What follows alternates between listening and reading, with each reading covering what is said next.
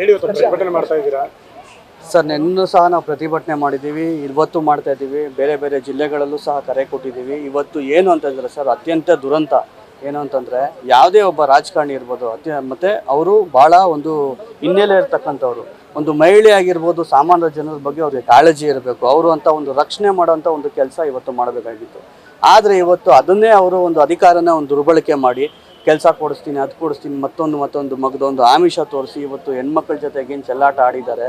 ಮತ್ತು ಅದು ವಿಡಿಯೋಗಳೆಲ್ಲ ಅವರೇ ಮಾಡಿ ಏನು ಹರಿದಾಡ್ತಾ ಇದೆಯಲ್ಲ, ಇದು ಇಡೀ ದೇಶಕ್ಕೆ ಮತ್ತು ನಮ್ಮ ರಾಜ್ಯಕ್ಕೆ ಒಂದು ದುರಂತನೇ ಅಂತ ಹೇಳ್ಬೋದು. ಇದು ಒಂದು ದೊಡ್ಡ ಕಳಂಕನೇ ಅಂತಲೇ ಹೇಳ್ಬೋದು. ಇತಿಹಾಸದಲ್ಲೂ ಎಲ್ಲೂ ಯಾರೂ ಈ ಥರ ಕಂಡುಹಿಡಿದಂಗೆ ಈ ಥರ ಯಾರೂ ಮಾಡಿಲ್ಲ ಸರ್. ಮಹಿಳೆಯರ ಜೊತೆಗೆ ನೀವು ನೋಡಿರ್ಬೋದು, 65 ವರ್ಷದ ಎಲ್ಲರೂ ಹೇಳ್ತಾಯಿದ್ರು, 65 ವರ್ಷ ಮಹಿಳೆಯನ್ನು ಇವರು ಬಿಡದೆ ಅವ್ರಿಗೆ ಒಂದು ತೊಂದರೆ ಕೊಟ್ಟು ಯಾವ ಥರ ನಡ್ಕೊಂಡಿದ್ದಾರೆ, ವಿಕೃತ ಕಾಮನ ಬರೆದಿದ್ದಾರೆ. ಇವತ್ತು ಅವನ್ನ ಕೂಡಲೇ ಬಂಧನ ಮಾಡಬೇಕು.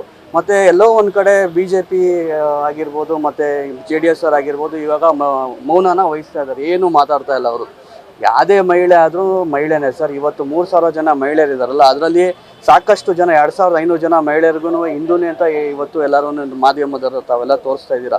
ಅವರೆಲ್ಲ ಹಿಂದೂ ಹೆಣ್ಮಕ್ಳಲ್ವ, ಅವ್ರಿಗೆ ಸಂಸಾರ ಇಲ್ವಾ, ಅವ್ರ ಪರಿಸ್ಥಿತಿ ಇವತ್ತು ಏನಾಗಬೇಕು ಅದೆಲ್ಲ ನಾವು ಯೋಚನೆ ಮಾಡಬೇಕಾಗಿದೆ. ಮತ್ತು ಇದು ಸಮಾಜಕ್ಕೆ ಇದು ಹಿಂದೂ ಮತ್ತು ಮುಸ್ಲಿಂ ನಾವು ಮಾಡ್ತಾ ಇಲ್ಲ ಸರ್. ಮುಂಚೆ ಆದ್ರೆ ನೋಡಿ, ಈಗ ನೇಹ ಪ್ರಕರಣದಲ್ಲಿ ಅವನು ತಪ್ಪು ಮಾಡಿದ್ದಾನೆ, ಗುಂಡಿಕ್ಕಿ ಅಂತ ಹೇಳಿದ್ರು, ನೇಣಿಗೆ ಹಾಕಿ ಅಂತ ಹೇಳಿದ್ರು. ನಾವು ಕೂಡ ಪ್ರತಿಭಟನೆ ಮಾಡಿದ್ದೀವಿ ಅದ್ರ ವಿಚಾರ ಬಗ್ಗೆ.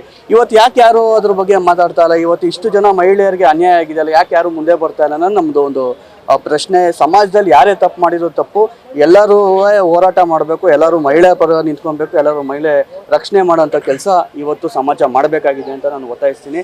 ಇವತ್ತು ಈ ಕೂಡಲೇ ನಾನು ರಾಜ್ಯ ಸರ್ಕಾರಕ್ಕೆ ಕೇಳ್ಕೊಳೋದು ಇಷ್ಟೇ, ಈ ಕೂಡಲೇ ಅವ್ರನ್ನ ಬಂಧನ ಮಾಡಬೇಕು ಅಂತ ಕೇಳ್ಕೊಳ್ತೀನಿ. ನ್ಯೂಸ್ ಫಸ್ಟ್, ನಿರ್ಭೀತಿಯಿಂದ ನಿಮ್ಮ ಪರವಾಗಿ.